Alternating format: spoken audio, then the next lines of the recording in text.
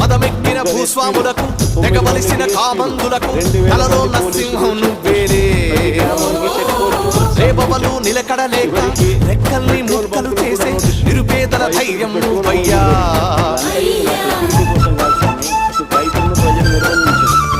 మట్టి మనుషులకు తొడగొట్ట నేర్పినావు నోరు లేని మూగ జీవులకు నాలుగైతివా తండ్రి తెల్లవారి